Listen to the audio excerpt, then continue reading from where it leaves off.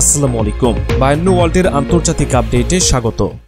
والله جل جلاله نصرنا عليهم بطع انت وياه معه هذا دين محمد بن عبد الله اسمع دين محمد بن عبد الله جيبوا انت وياه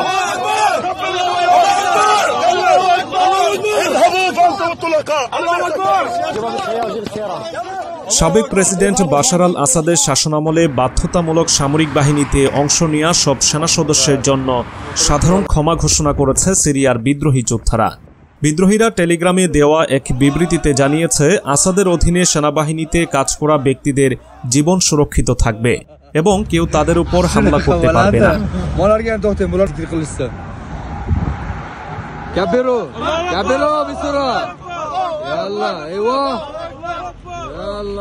Boşta sinyal. Bular gelme. Hey, kabiro. Eyvah. Kabiro. Kabiro. Eyvah. Kabiro. Kabiro, kabiro şabab. Allahu Ekber. Hay Allah şabab. Avaş oralar lakin. Kabiro. এদিকে সিরিয়ার সাবেক প্রধানমন্ত্রী মোহাম্মদ গাজী আল জালালি বিদ্রোহী শাসিত Idlib ভিত্তিক সিরিয়ান স্যালভেশন সরকারের কাছে ক্ষমতা হস্তান্তর করতে সম্মতি জানিয়েছেন। আল আরাবিয়া টিভির একটি সাক্ষাৎকারে তিনি একথা বলেন। এর আগে বিদ্রোহী বাহিনীর প্রকাশিত এক ভিডিওতে দেখা যায়, আল জালালি হায়াত তাহরির আল শাম HTS এর প্রধান আহমদ আল সারা ও স্যালভেশন সরকারের প্রধান মোহাম্মদ আল বশিরের সঙ্গে বৈঠক করছেন। তুরস্কের প্রেসিডেন্ট রিসেপ তাইপ এরদোয়ান জানিয়েছেন, সিরিয়ার সঙ্গে তাদের ইলাদাগি সীমান্ত গেট শরণার্থীদের নিরাপদ ও স্বেচ্ছা প্রত্যাবাসনের জন্য খুলে দেওয়া হচ্ছে। তিনি বলেন, আমরা সিরিয়ার পুনর্গঠনে যে কোনো ধরনের সহায়তা দিতে প্রস্তুত, তবে আমাদের সীমান্তে নতুন কোনো সন্ত্রাসী উপাদানের সৃষ্টি মেনে নেওয়া হবে না। তুরস্কে বর্তমানে প্রায় ৩৫ লক্ষ সিরীয় শরণার্থী আশ্রয় নিয়েছে। তাদের স্বদেশে ফেরাতে সীমান্ত ক্রসিং খুলে দেওয়ার মতো পদক্ষেপ নেওয়া হচ্ছে বলে এরদোয়ান উল্লেখ করেছেন। সার্বিক পরিস্থিতিতে সিরিয়ার পুনর্গঠন ও ভবিষ্যৎ রাজনৈতিক স্থিতিশীলতার জন্য আন্তর্জাতিক সম্প্রদায়ের দৃষ্টি আকর্ষণ করেছেন বিশ্লেষকরা। অপরদিকে প্রেসিডেন্ট বাশার আল আসাদ নেতৃত্বাধীন সিরিয়ার সরকারের পতনের পর দেশটিতে বিমান হামলা বৃদ্ধি করেছে ইসরায়েল। এর অংশ হিসেবে মঙ্গলবার সিরিয়ার সেনাবাহিনীর একাধিক ঘাঁটিতে বিমান হামলা চালিয়েছে ইসরায়েলি বাহিনী। সিরিয়ার দক্ষিণাঞ্চলীয় কুনাইত্রা প্রদেশের কৌশলগত অঞ্চলগুলোতে নিজেদের দখলদারিত্ব বাড়িয়েছে ইসরায়েল। আল জাজিরার ফ্যাক্ট চেকিং সংস্থা সানাত জানিয়েছে, ইসরায়েলি সেনারা হেরমনের পাহাড়সহ আশেপাশের গ্রাম ও শহরগুলোতে প্রবেশ করেছে। ইসরায়েলি প্রতিরক্ষা বাহিনীর সামরিক ট্যাঙ্ক দামেস্কের কাছাকাছি পৌঁছে গেছে বলেও সিরিয়ার একাধিক সূত্র জানিয়েছে। জানা গেছে, সিরিয়ার ভেতরে প্রায় 18 কিলোমিটার গভীর পর্যন্ত নিয়ন্ত্রণ নিয়েছে ইসরায়েল। তাদের সেনারা দামেস্কের কাছাকাছিও পৌঁছে গেছে, তবে দখল করা এলাকাগুলোতে এখনও কোনো স্থায়ী সামরিক ঘাঁটির উপস্থিতি নিশ্চিত করা যায়নি। এদিকে ইসরায়েলের হামলার প্রতি ইঙ্গিত করে মঙ্গলবার তুরস্কের প্রেসিডেন্ট রিসেপ তাইপ এরদোগান সিরিয়াকে ভেঙে ফেলার ষড়যন্ত্রের বিরুদ্ধে হুঁশিয়ারি উচ্চারণ করেছেন। তিনি বলেছেন, সিরিয়াকে আর কখনোই ভেঙে ফেলতে দেয়া হবে না। কেউ যদি সিরীয় ভূখণ্ডের অখণ্ডতা নিয়ে আপোষ করতে চায়, তাহলে তাদের বিরুদ্ধে ব্যবস্থা নেবে তুরস্ক। তুরস্কের এই প্রেসিডেন্ট বলেন, এই মুহূর্ত থেকে আমরা সিরিয়াকে আবারও বিভক্ত হতে দিতে পারি না। সিরিয়ার জনগণের স্বাধীনতা, নতুন প্রশাসনের স্থিতিশীলতা এবং সিরীয় ভূমির অখণ্ডতার উপর যে কোনো ধরনের আক্রমণ হলে আমরা তার বিরুদ্ধে দাঁড়াব। এর আগে সিরিয়ার আঞ্চলিক অখণ্ডতার প্রতি তুরস্কের সমর্থন পুনর্ব্যক্ত করে গোলান মালভূমিতে জাতিসংঘের নির্ধারিত বাফার জোন এলাকায় ইসরায়েলি সামরিক বাহিনীর প্রবেশের নিন্দা জানায় তুরস্কের পররাষ্ট্র মন্ত্রণালয়।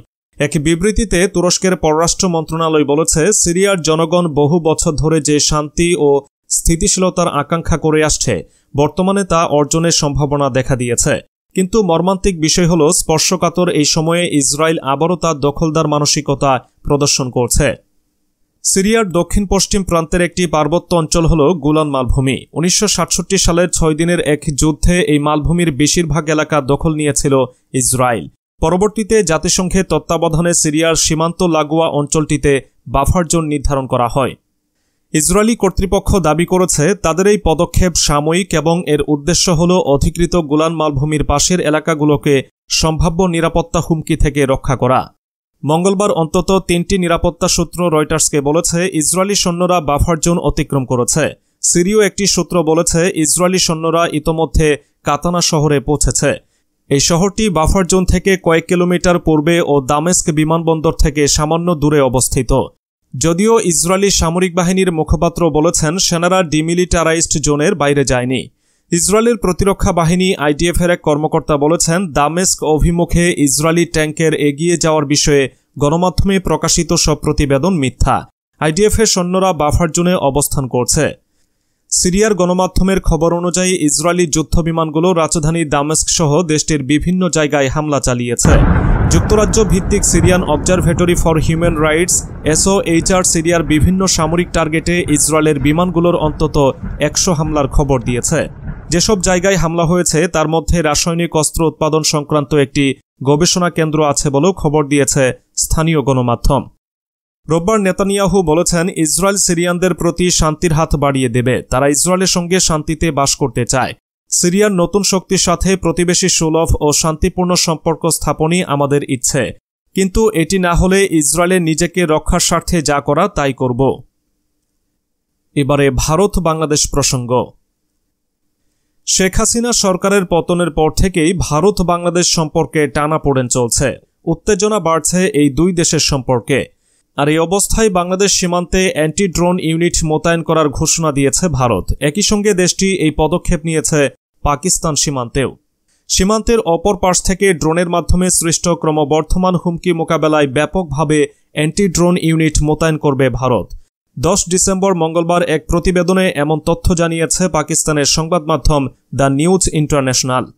প্রতিবেদনে বলা হয়েছে পাকিস্তান ও বাংলাদেশের সীমান্তে অ্যান্টি ড্রোন ইউনিট মোতায়েনের ঘোষণা দিয়েছে ভারত। সীমান্তের অপর পাশ থেকে আসা মনুষ্যবিহীন আকাশযানের মাধ্যমে সৃষ্ট ক্রমবর্ধমান হুমকির প্রতিক্রিয়ায় ভারতীয় সীমানা সুরক্ষিত করার জন্য ব্যাপকভাবে অ্যান্টি ড্রোন ইউনিট স্থাপন করবে নয়াদিল্লি। ভারতীয় গণমাধ্যমে প্রকাশিত রিপোর্ট অনুযায়ী ভারতের স্বরাষ্ট্রমন্ত্রী অমিত শাহ ভারতীয় সীমান্তরক্ষী বাহিনী BSF সেনাদের প্রশিক্ষণ শিবিরে 60তম প্রতিষ্ঠাবার্ষিকীর অনুষ্ঠানে ভাষণ দেওয়ার সময় ড্রোন হুমকির গুরুত্ব এবং ভারতের সক্রিয় পদক্ষেপের কথা তুলে ধরেন। অমিত শাহ বলেন, পাকিস্তান এবং বাংলাদেশের সাথে সমগ্র সীমান্তে সংবেদনশীল এলাকাগুলো পর্যবেক্ষণ করার জন্য ব্যাপকভাবে সমন্বিত ব্যবস্থাপনা বাস্তবায়ন করবে ভারত। তিনি বলেন, মানববিহীন আকাশযানের মাধ্যমে সৃষ্ট ক্রমবর্ধমান হুমকির প্রতিক্রিয়ায় ভারতীয় সীমানা সুরক্ষিত করতে বিস্তৃত অ্যান্টি ড্রোন ইউনিট প্রতিষ্ঠা করবে ভারত। শাহ আরও বলেন, লেজার সজ্জিত অ্যান্টি ড্রোন গান মাউন্টেড মেকানিজমের প্রাথমিক ফলাফল বেশ উৎসাহব্যঞ্জক, যার ফলে পাঞ্জাবের পাকিস্তান ভারত সীমান্তে ড্রোন নিষ্ক্রিয়করণ এবং শনাক্তকরণ উল্লেখযোগ্যভাবে বৃদ্ধি পেয়েছে। ভারতীয় একটি সংবাদপত্র দেশটির সরকারি তথ্যের উদ্ধৃতি দিয়ে জানিয়েছে 2023 সালে প্রায় 110টির তুলনায় এই বছর 260টিরও বেশি ড্রোন পাকিস্তানের কাছে ভারতের সীমান্ত থেকে ভূপাতিত বা উদ্ধার করা হয়েছে। ড্রোন আটকানোর এই ঘটনাগুলোর বেশিরভাগই হয়েছে পাঞ্জাবে, তবে রাজস্থান এবং জম্মুতে এই সংখ্যা খুব কম। পাকিস্তানের সাথে ভারতের 2289 কিলোমিটার এবং বাংলাদেশের সাথে ভারতের 4096 কিলোমিটার দীর্ঘ সীমান্ত রয়েছে। বিএসএফের ওই অনুষ্ঠানে অমিত শাহ পাকিস্তান এবং বাংলাদেশের সাথে ভারতের সীমান্ত সুরক্ষিত করার জন্য চলমান comprehensive integrated border management system CIBMS নিয়েও আলোচনা করেছেন। তিনি বলেছেন, এই কাজটি চলমান রয়েছে। তার ভাষায়, আসামের ধুবরী সীমান্তে নদী এলাকায় মোতায়েন করা CIBMS থেকে আমরা উৎসাহজনক প্রতিক্রিয়া পেয়েছি, তবে এক্ষেত্রে আরও কিছু উন্নতি করা প্রয়োজন।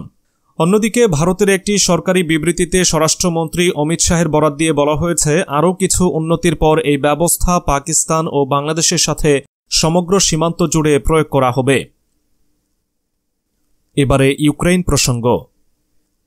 রাশিয়ার সঙ্গে চলমান যুদ্ধের অবসান কূটনৈতিক পন্থায় ঘটাতে চান ইউক্রেনের প্রেসিডেন্ট ভলোদিমির জেলেনস্কি। তবে ইউক্রেন ন্যাটোতে যোগ না দেওয়া পর্যন্ত দেশটিতে বিদেশি সেনা মোতায়েনের জন্য আন্তর্জাতিক মহলের প্রতি আহ্বান জানিয়েছেন তিনি। সোমবার জার্মানির বিরোধী নেতা ফ্রেডরিখ মের্জের সঙ্গে এক যৌথ সংবাদ সম্মেলনে জেলেনস্কি কথা বলেন। রোববার প্যারিসে ফ্রান্সের প্রেসিডেন্ট এমানুয়েল ম্যাক্রোর সঙ্গে জেলেনস্কির বৈঠক অনুষ্ঠিত হয়। এর পরিপ্রেক্ষিতে জেলেনস্কি বলেন, ইউক্রেনও যুদ্ধের অবসান চায়। কূটনৈতিক সমাধানের মাধ্যমে সর্বোচ্চ প্রাণ রক্ষা করা সম্ভব বলে তিনি মনে করেন। রাশিয়া বর্তমানে ইউক্রেনের প্রায় 1/5 ভূমি দখল করে রেখেছে উল্লেখ করে জেলেনস্কি বলেন, দ্বিতীয় বিশ্বযুদ্ধের পর ইউরোপে এটি সবচেয়ে বড় সংঘাত। রুশ প্রেসিডেন্ট ভ্লাদিমির পুতিন বাস্তবে যুদ্ধ বন্ধ করতে চান না বলেও মন্তব্য করেন তিনি। তাই পুতিনকে যুদ্ধ বন্ধ করতে বাধ্য করতে হবে এবং ইউক্রেন শক্তিশালী হলেই তা সম্ভব হবে বলে জেলেনস্কি মনে করেন। তাই মস্কোর সঙ্গে আলোচনা শুরুর আগে একটি শক্তিশালী ইউক্রেন গড়ে তোলার উপর জোর দেন তিনি। গত ফেব্রুয়ারিতে ম্যাক্রো ইউক্রেনে ইউরোপীয় সেনা মোতায়েনের প্রস্তাব দিলেও তখন তাতে সাড়া মেলেনি। সেই প্রস্তাবের প্রতি ইঙ্গিত করে জেলেনস্কি বলেন, ইউক্রেন ন্যাটোতে যোগ না দেওয়া পর্যন্ত ম্যাক্রোর প্রস্তাব অনুযায়ী ইউক্রেনে বিদেশি সেনা মোতায়েন করা যেতে পারে। তবে ইউক্রেন কখন ন্যাটো ও ইউরোপীয় ইউনিয়নে যোগ দেবে সে বিষয়ে স্পষ্টতা চান তিনি।